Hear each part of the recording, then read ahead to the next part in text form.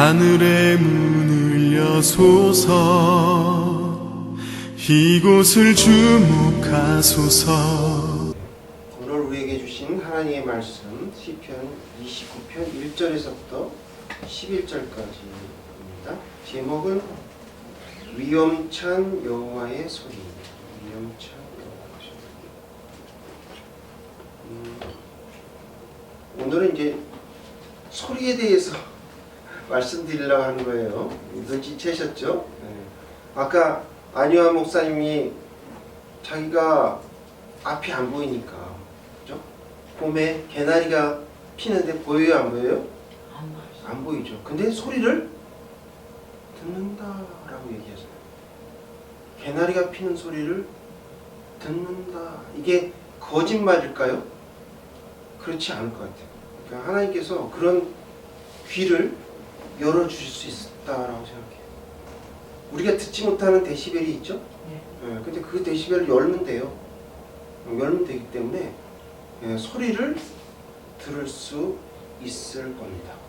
그래서 오늘 그분에 대한 예화를 여러분께 들려드리면서 설교를 시작하고자 합니다. 1980년 7월이에요. 서울시 성북구 기름동에 아주 작은 교회인데 이름이 새빛 맹인 교회입니다. 거기에 안요한 목사님이 있었습니다. 소설가 이청준의 장편 소설 낮은 데로 임하소서라는 거기에 이제 실제 주인공이었습니다. 어려서 목사의 아들로 태어났어요. 목사의 아들로 태어났는데 인격적으로 하나님을 만나지 못하고 있다가 공부를 또 아주 잘했던 것 같아요. 그래서 여기는 안 나오지만 외무고시인가 이것도 합격을 하고 그 다음에 미국 국무성의 교수로 취업을 하려고 출국하려던 37세의 어느 날 갑자기 눈이 보이지 않기 시작합니다. 처음에는 눈병인 줄 알았어요. 근데 그게 점점 그러니까 밝혀지지 않은 그러한 병에 실명을 하고 말았습니다. 그래서 그는 완전히 실명을 해버리고 처자식이 다 떠났어요. 그래서 어디로 갔냐면 서울역 근처에 있는 노숙자가 사는 그런 곳에 가서 생활을 하였습니다. 그러다가 그가 생각하기를 이게 살아도 사는 것이 아니다 이렇게 생각을 하고 자신의 처지를 비관해서 목을 매고 자살을 하려고 했습니다. 하지만 그때 죽지 못하고 하나님의 세미한 음성이 들려왔어요. 내가 너를 버리지 아니하며 떠나지 아니하리라. 마음을 강하게 하라. 이런 말씀을 실제로 안요한 목사님은 들었죠. 보이지 않으니까 나타나셨는지도 몰라요. 근데 귀로 하나님의 말씀을 듣게 되었죠. 그래서 안요한 목사는 시각장애인들을 모아서 같은 처지에 있는 사람들끼리 모아서 평생을 예배드리며 복음을 전했습니다. 아직도 살아계세요. 돌아가시지 않으셨어요. 근데 최근에 소설가 이청준 씨가 왜 그 소설의 제목이 낮은 데 임하소서라고 했는가 라는 것이 비화가 밝혀졌습니다. 그러니까 원래는 100주년 기념교회의 이재철 목사님이 그 당시 목회할 당시에 이분을 찾아갔어요. 81년도인가요? 가가지고 녹음기를 가져갔어요. 테이프 녹음기. 거기에서 사실 그러니까 이제 시대적으로 내려온 이런 얘기를 녹음을 한 거예요. 그걸 테이프를 갖다가 이청준 작가한테 들려줬어요. 그랬더니 이 작가가 그것을 듣고 소설을 집필한 것이에요. 안요한 목사님의 서울역에서 지낸 유랑생활이라고 그러죠. 유랑생활은 작가는 이렇게 설명을 했어요. 유랑은 흐름이다. 시냇물이 점점 높은 곳에서 낮은 곳으로 흘러서 강물이 되듯이 흐름은 항상 높은 곳에서 낮은 곳으로 간다. 결국 그 물은 어디까지 가요? 넓은 바다에 이르게 된다는 것이죠. 그래서 안 목사님의 종착역은 아주 가장 낮고 천한 바로 서울역이었다라는 얘기죠. 1980년대에 서울역은 어땠습니까? 지금이야 뭐 이렇게 아주 새로 단장되고 그렇지만 그 당시에는 구두 닦는 사람, 넝마주의, 그 다음에 또 뭐예요? 노숙자들이 그들의 삶의 터전이었던 것이 서울역이었어요. 안 목사님이 눈이 실명해서 다른 사람한테 버림받자 가장 낮은 그곳에 임했던 거예요. 그런 목사님을 예수님께서 만나 주셨던 거죠. 뭐 다 그렇지는 않지만 예수님은 우리가 낮은 곳에 임할 때, 나의 마음이 상해서 내 마음이 낮아졌을 때, 이때에 하나님께서 우리를 만나 주신 것이지 않나라는 짐작을 해봅니다. 자, 그렇다면 우리는 지금 어디에 있을까요? 아직 종착역에 도착하지 않으셨습니까? 더 낮은 곳으로 가야 될까요? 여기보다 더 낮은 곳. 그래야 주님을 만날 수 있을까요? 우리는 언제나 하나님의 소리를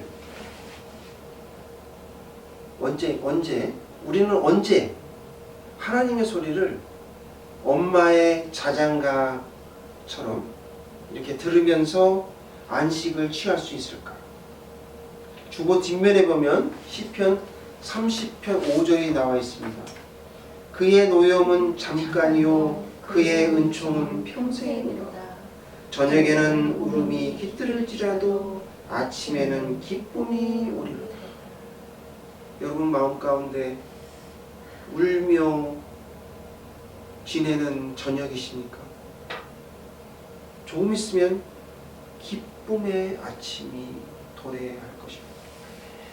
하나님이 우리의 아버지라면 언젠가 우리는 하나님의 소리를 분명히 들을 수 있어요. 그렇다면 우리는 하나님의 소리를 어떻게 들을 수 있을까요?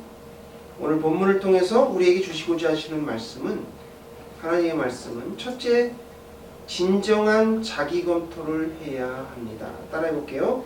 진정한 자기 검토를 해야 합니다. 라고 말씀하십니다. 살아계신 하나님의 말씀입니다. 3절입니다. 다 같이 봉독하겠습니다. 여호와의 소리가 우리의 있도다. 영광의 하나님이 우리의 소리를 내시니 여호와는 많은 우리의 계시도다.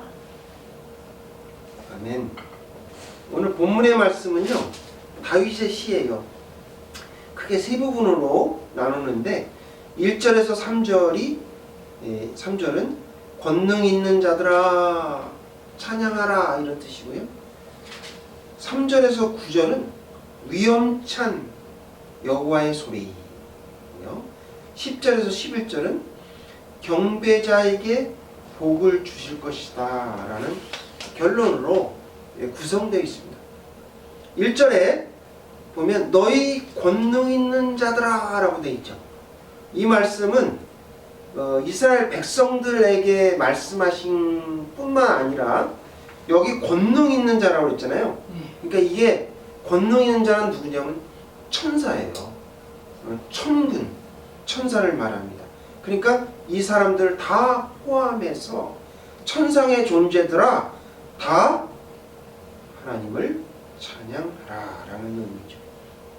그리고 인간처럼 이렇게 인간은 오염되어 있잖아요. 근데 오염되어 있지 않는 천사에게 거룩한 옷을 입으래요. 거룩한 옷을 입고 하나님의 권위에 부합하는 예전을 갖춰라 라고 말합니다. 그 이름에 합당한 영광과 존귀를 누구에게요? 여호와께 돌리라 라는 명령입니다. 우리 조금 아까 읽었던 3절에 보니까 여호와의 소리가 무리에 있도다. 간단한 말씀인데 저는 처음에 이 시를 읽고서 그냥 지나갔어요. 아, 여호와께서 우리에 계시는구나. 그랬더니 그게 그 뜻이 아니고 이때의 물은 단순한 시냇가에 있거나 강물을 얘기하는 게 아니에요. 넓은 바다를 의미합니다. 근데 10절에 보세요. 10절에 보니까 뭐라고 되어 있어요? 여호와께서 홍수 때에 자정하셨습니다 라고 기록되어 있습니다. 여러분 홍수 그냥 이런 홍수가 아니에요. 예, 창세기 6장 17절에 나와 있는 노아 홍수를 말합니다.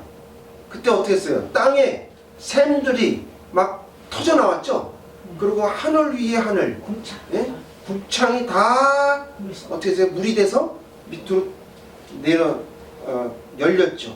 그래서 40일 동안을 폭풍우와 주야로 억수 같은 비가 쏟아졌어요. 그래서 사람은 말할 것도 없고 동물, 그 다음에 모든 동물이 전부 다 죽었어요. 그리고 또 천둥과 번개를 동반했죠. 우레소리가 우암깡깡깡깡깡깡깡 이랬으니 사실 그 얼마나 무섭겠습니까? 생각을 해보세요. 그 지면의 모든 생물이 쓸어버렸다라고 되어 있어요. 그래서 그 노아 홍수 때에 노아 방주에서 있었던 사람이 8명이죠. 근데 영화에 보니까 막 문을 두드리는 거예요. 나 좀 살려달라고. 문을 열어줄 수 있어요? 없어요? 못 열어주죠. 열었다간 그 배가 침몰하는 거예요. 그 아비규환의 그 소리가 다 들릴 때 그 쓸려버렸던 그 노아의 홍수 때와 같이 많은 무리에 여기 뭐라고요? 계셨다, 좌정하셨다 라는 말이에요. 놀라운 말씀. 대부분요 하나님이 진노하실 때는 하나님 말씀 구약 때 하나님 말씀 때는 천둥 우랑팡팡하는 그 천둥과 번개를 동반해요. 그게 어디서 나오냐면 출애굽기에 나와요. 출애굽기 9장에 보면 9장 28절에 보면 그게 엄청난 소리에 너무 무서웠던지 애굽의 바로 왕이 내가 니네 풀어줄게. 제발 하나님께 기도해갖고 고만 천둥이 치게 해달라. 잠을 못 잤겠죠. 그렇게 출애굽기에 나와 있습니다.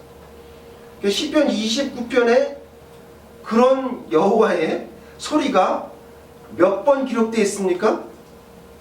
세 보셨어요? 여호와의 소리 나오잖아요. 여호와의 소리가 자그마치 7번 반복돼요. 7번. 자, 이렇게 반복된다는 것은 중요하다는 말이고 이것을 강조할 때 반복하죠. 자, 그런데 이런 소리를 우리는 들을 수 있습니까? 안타깝게도 전혀 듣지 못합니다. 현대인들의 생활이 너무나 바쁘죠. 그래가지고 뭐 직장 생활하느냐, 개인 생활하느냐, 또 개인 사업하느냐, 또 육아 생활하느냐, 거기에 모든 에너지를 다 쏟아붓습니다. 또 어떤 분은 이제 시간이 있어서 자신을 위해서 운동이나 취미 생활을 여러 가지 하죠. 뭐 러닝도 하고 골프도 하고 뭐 필라테스도 하고 막 여러 가지 많이 합니다. 그러다 보면 뭐 어떻게 돼요? 일주일이 금방 가버려요. 제가 지난주에 아무것도 안 하고 있다가 그 아내를 쫓아서 이제 근력 요가를 다니고 있거든요. 일주일에 4번 다녀요. 화, 수, 목, 금. 또 뭐예요? 또 갑자기 또 스크린 골프가 싸져가지고 네, 저희 스크린 골프를 이제 거기 그 아파트 앞에 있거든요. 좋지는 않습니다. 근데 이제 스크린 골프를 또 막 두세 번 하다 보니 설교 쓰기가요, 이게 너무 시간이 없는 거예요. 그죠? 그러니까 거기에 만약에 제가 중독이 되고 미쳐버리면 어떻게 될까요? 체육인. 설교를 못 써요. 체육인 네? 들어가야 설교를 못 쓰고 체육인이 되겠죠. 네? 이것저것 뭐 그러니까 우리가 절제를 해야 된다는 거예요. 절제하지 않으면 세상에 휩쓸려 살 수밖에 없어요. 성경 읽을 시간도 없고 영원한 생명을 위해서 준비할 수 있는 시간이 요새 젊은 사람들은 일도 없어, 일도 없어. 근데 이것은요, 우리가 하나님보다 우리 자신에게 지나친 관심을 쏟기 때문에 그렇습니다. 그래서 진리를 믿는 것과 적용하는 것은 아주 다른 일입니다. 우리는 복음을 처음 받았을 때 어떻게 했어요? 진리를 믿었죠? 그러니까 진리를 또 적용했어요. 그렇지 않았다면 여러분이 그리스도인이 될 수가 없죠. 근데 그 이후에가 문제죠. 그 이후에 그냥 단순한 진리에 익숙해 있어서 내가 말씀을 잘 해가고 있는가 스스로 검토해 볼 생각은 하지 않았다는 거예요. 주로 핑계가 뭐냐면 이 바쁜 현대 세상에 시간이 없지 않습니까? 무슨 시간이 있어서 그런 생각을 하고 성경을 읽습니까? 직장 생활도 힘들고 아기 키우기도 버거운데 라고 얘기하시는 분이 많습니다. 심지어 교회 일을 하느라고 너무 바빠서 묵상할 시간은 없습니다. 그렇게 얘기하시는 분도 있고 그 중에서도 간혹 조금 이제 애를 쓰려고 하시는 분은 짧은 큐티에 급하게 큐티를 하고 성경 조금 읽고 기도 빨리 하고 그러면 이제 마음의 위안이 되는 거예요. 오늘 또 하나님의 말씀을 지켰다. 근데 그렇게 하시는 분의 대부분의 크리스찬들은 영적인 삶에 깊이가 없어요. 그냥 겉모양만 번지르르한 겁니다. 유행 따라 사는 거. 그러니까 이제 요새 유행이 뭐예요?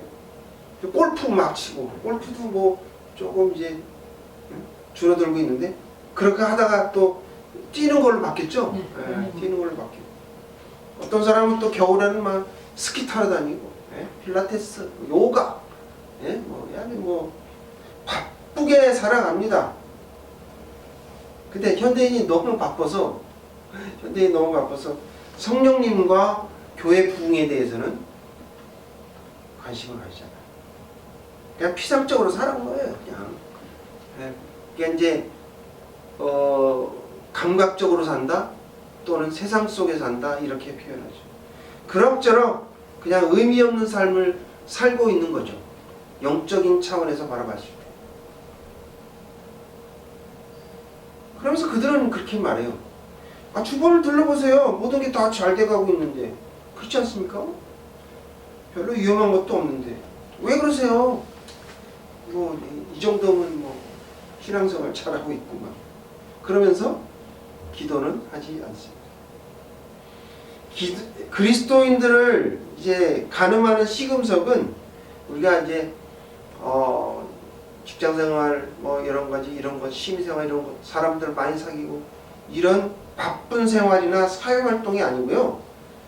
하나님을 아는 지식이 있는가, 또 성령 충만한 생활을 하는가, 이게 시금석이라는 거죠. 근데 여러분, 이게 영적인 것은요 그냥 거저 얻어지는 게 아니죠. 예. 자고 일어나면 성령 충만하고 그러면 오죽이나 좋겠습니까마는 그거는 되지도 않는 이야기예요. 땀과 노력을 흘려야 얻어지는 것입니다. 또 성경이라는 거울에 자기 자신을 비춰봐야 돼요. 내가 어제 먹던 김이 여기 붙었는지 안 붙었는지 거울을 봐야 알 수 있죠.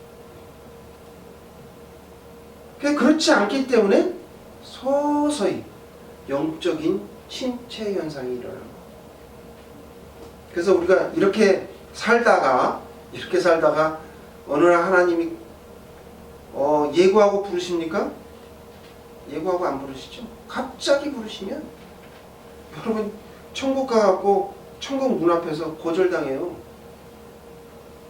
너 여기 못 들어. 그러므로 진정한 자기 검토를 해야 합니다. 불교에서는 이걸 자아성찰이라고 하죠. 제가 그 말은 안 쓴 이유는 불교 용어라서 뺀 겁니다. 자기 검토. 진정한 자기 검토를 해야 됩니다. 둘째, 하나님 앞에서 겸손해야 합니다. 라고 말씀하십니다. 거룩하신, 따라해 볼게요. 하나님 앞에서 겸손해야 합니다. 거룩하신 주님의 말씀입니다. 9절을 다 함께 찾아 읽겠습니다. 여호와의 소리가 암사슴을 낙태하게 하시고 살림을 말갛게 벗기시니 그의 성면에서 그의 모든 것들이 말하기를 영원하리라 하도다. 네, 여기 암사슴을 낙태하게, 그래서 이 낙태라는 단어가 조금 거슬리시죠? 근데 그 주석 그 밑에 보면 이렇게 이제 번역이, 한국 번역이 이제 낙태다라고 했을 따름이에요. 그런데 이제 그러니까 동물들을 출생하게 만든다, 이런 뜻으로 받아들이시면 됩니다. 여기 시는 항상 그 여러 가지 의미를 포함하기 때문에 깊은 뜻을 우리가 찾아봐야 돼요. 여호와의 소리가 얼마나 크고 우렁찼던지 5절에 보니까 뭐라고 되어 있어요? 네바논의 울창한 산림 지역에 있는 이제 백향목이 모두 쓰러졌다라고 기록되어 있습니다.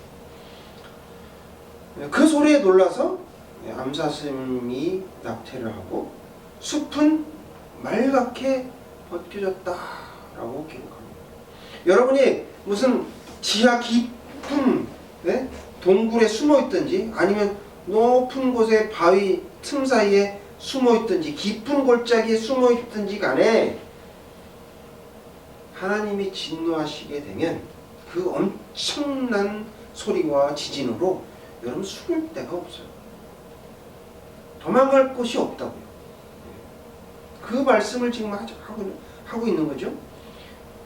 그래서 우리가 그리스도인한테 가장 깊은 경지가 뭐냐면 우리가 하나님을 임재하는 거예요. 임재의 체험을 하는 것이 가장 깊은 경지라고 말할 수 있습니다. 구약 성경에 보면 호렙산의 엘리야가 하나님의 음성을 듣죠.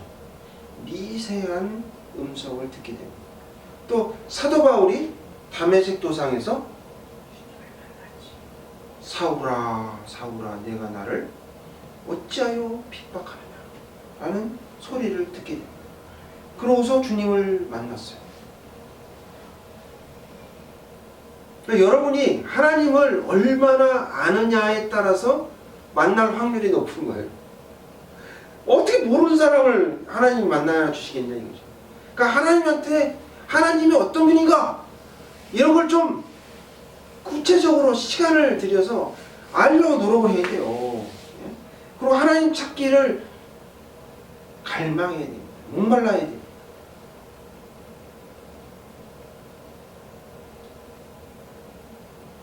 근데 우리가 그렇게 하지 않는 이유가 있어요.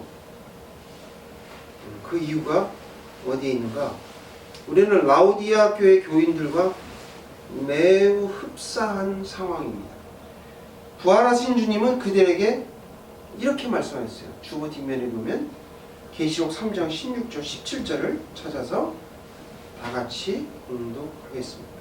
시작. 내가 이같이 미지근하여 뜨겁지도 아니하고 차지도 아니하니 내 입에서 너를 토하여 버리리라. 내가 말하기를 나는 부자라 부유하여 부족한 것이 없다 하나 내 공고한 것과 가련한 것과 가난한 것과 눈먼 것과 벌거벗은 것을 알지 못하는도다. 오늘날 교회의 상태가 이와 별반 차이가 없습니다.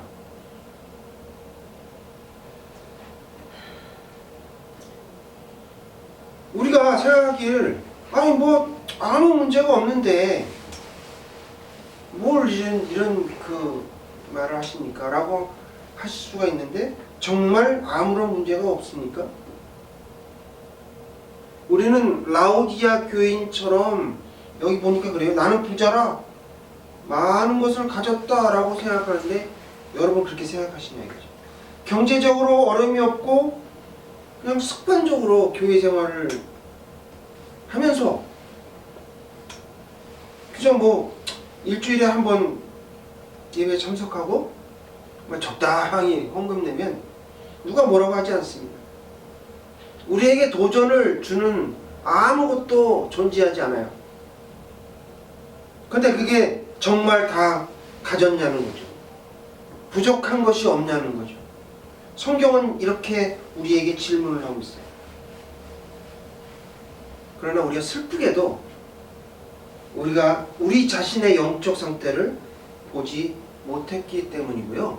또 믿음으로 모든 것이 다 해결된다라는 아주 수상적인 이 사단의 그 거짓 증거로 우리가 속아서 안주하기 때문에 이렇습니다.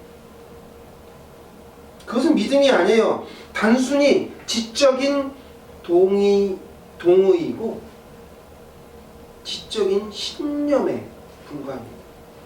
여러분 다람쥐가 쳇바퀴 돌듯이 계속 돌잖아요. 그런 모습이 바로 우리들의 모습이다.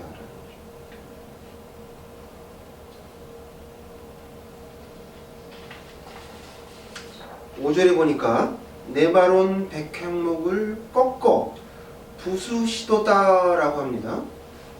고대 근동 지방에서 왕궁이나 또는 아주 큰 부자가 집을 지을 때 사용하던 것이 백향목입니다. 이 백향목은요 나뭇결이 아주 아름다워요. 그리고 내구성이 뛰어나서 건축자들로는 최고입니다. 그래서 그 지방, 고대 근동 지방에서는 아주 인기 있는 것이었는데 이것은 어떤 의미냐면 힘과 영광과 호화로움의 상징이었다라고. 여러분 상하궁 아시죠? 상하. 응?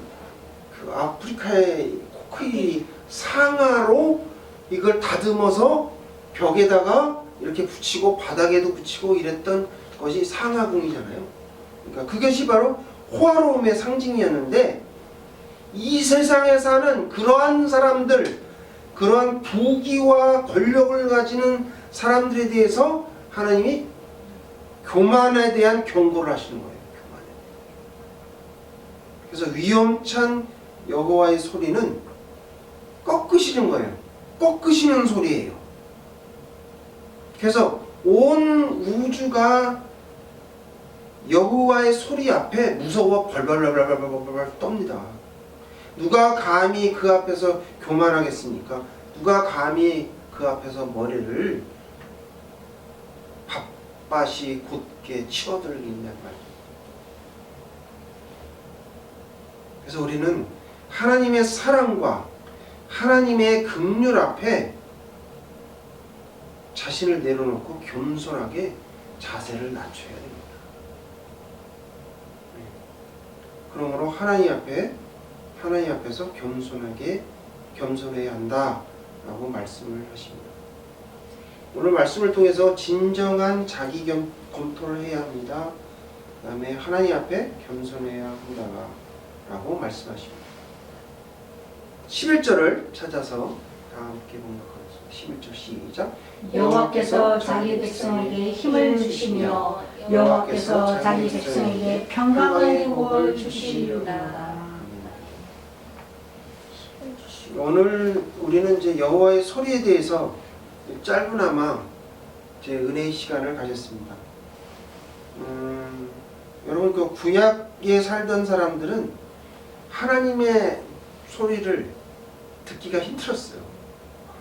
거의 대부분 여러분 잘 아시는 노아나 아브라함이나 모세, 엘리야 이렇게 특별한 사람들만 선택받은 사람들만 들었어요.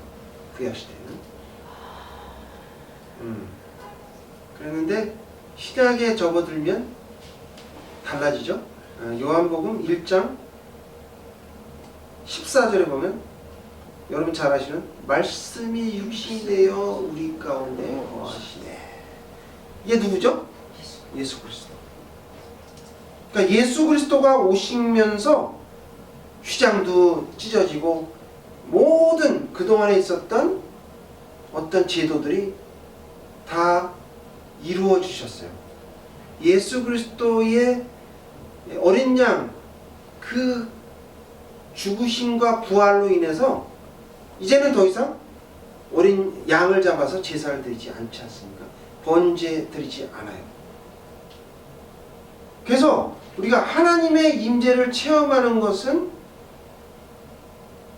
구약시대처럼 어려운 것도 아니고 그렇다고 해서 아주 쉬운 것도 아닙니다. 그러니까 곧 말씀이 하나님이라고 표현하잖아요. 그러니까 우리가 하나님을 뵌 거예요. 진리 대신 예수님이 이 땅에 오심으로 말미암아 우리가 여호와의 소리를 들은 거예요. 그러니까 예수님의 말씀이 여호와의 소리죠. 우리가 필사하고 있는 복음서에 공간 복음서에 보면은 성경에도 나와 있죠. 빨간 색깔로 돼 있잖아요. 그게 바로 뭐예요? 여호와의 소리다. 여호와의 소리다. 그래서 우리는 은혜의 시대를 살고 있는 거예요. 은혜의 시대를. 소리로서 이렇게 들리지 않을 뿐이지 벌써 우리에게 다 주셨다. 그럼 여러분 주님을 만나려면 어떻게 돼요? 성경을 읽어요. 성경을. 간단한 건데 지키지 않아요. 간단한 건데 몰라요. 오늘 우리 부른 찬송 중에 446장에 보면 주의 음성을 내가 들으니 있잖아요. 주의 음성을 내가 들으니 사랑한단 말일세 믿는 마음으로 주께 가오니 나를 영접하소서 이렇게 나와 있잖아요. 그러니까 예수 그리스도를 사랑하는 사람이 믿음으로 주님을 찾으면 어떻게 해요? 하나님이 만나주신다. 만나주신다. 임재를 체험할 수 있다. 이런 말씀이죠. 우리가 성경을 읽다가 만날 수도 있고 성경을 필사하다가 만날 수도 있고 하나님을 찬양하다가 만날 수도 있고 기도하다가 금식 기도하다가 주님을 만나기도 합니다. 많은 사람이 만났어요. 그 사람들이 말을 안 할 뿐이지 자랑하며 이렇게 떠들지 않을 뿐이지 많은 사람이 이런 체험을 했습니다. 소리를 듣지 못했지만 느낌으로 만난 분도 많이 있습니다. 서두에도 말씀드렸듯이 시각장애인 안요한 목사님의 예화를 통해서 우리가 낮은 데에 임해야 된다라는 말씀을 드렸어요. 그러니까 여러분들이 예수님의 음성을 듣고 싶으시다. 그러면 어떻게 될까요? 낮은 데로 겸손하세요. 자기 자신을 한번 성찰해 보세요. 내가 지금 뭐가 잘못됐을까? 내가 하나님을 만나지 못하는 이유는 무엇일까? 반성하고 이렇게 하면서 하나님께 갈망할 때, 간구할 때 하나님이 여호와의 소리를 들을 수 있다는 거죠. 하나님은 순종하는 자에게, 오늘 11절에 나와 있잖아요. 순종하는 자에게, 순종하는 자기 백성에게 뭘 주세요? 힘을 주시고 또 평강의 복을 주시겠다라고 약속을 하셨습니다. 우리 어떻게 해야 될까요? 자, 이번 주 여러분이 한번 잘 생각을 해보시고